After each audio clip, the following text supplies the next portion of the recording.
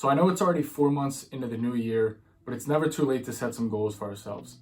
So when most people set goals for themselves, they tend to make them too vague or not specific enough.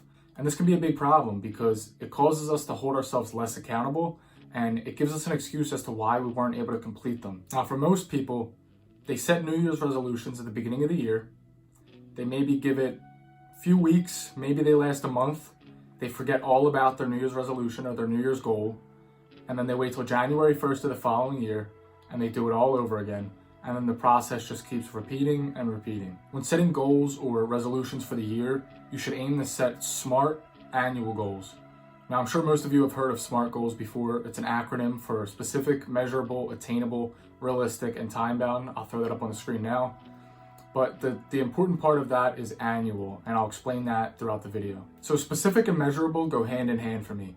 This means that I associate numbers with my goals. So instead of saying I want to read more, I would say something like I want to read 10 books. So saying I want to read more, it's too vague and not specific enough, like I mentioned earlier in the video.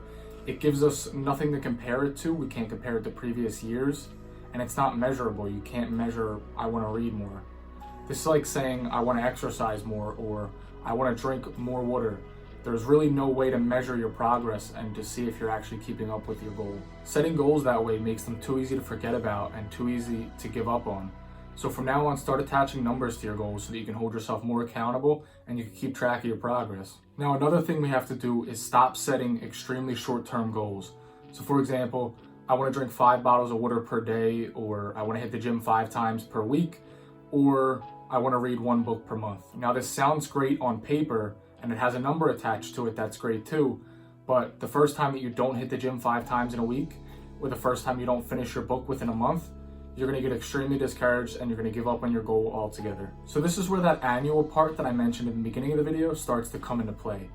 So stop setting daily, weekly, and monthly goals and start setting yearly goals. So for example, I want to drink 1,000 bottles of water for the year, or I want to read 12 books this year, or I want to hit the gym 100 times. This gives you a little bit of wiggle room to mess up, which you are going to mess up. Let's face it, we all make mistakes. But when we make these mistakes, it's not going to cause us to get discouraged instantly and give up on the goals. This gives us something that we can measure and keep track of, and it gives us something exciting that we can chase for the entire year. So next up is attainable and realistic. Now these go hand in hand for me as well.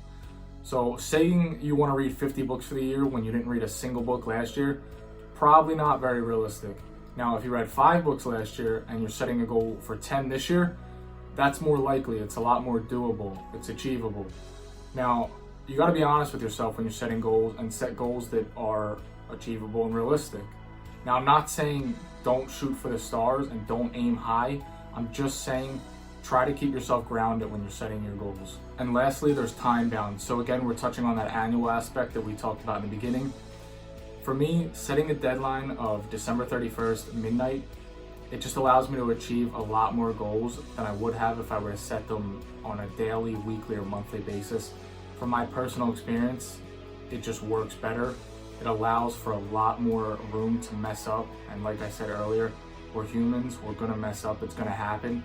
So I just personally believe that structuring your goals this way will allow you to hit more of your goals and more of your New Year's resolutions.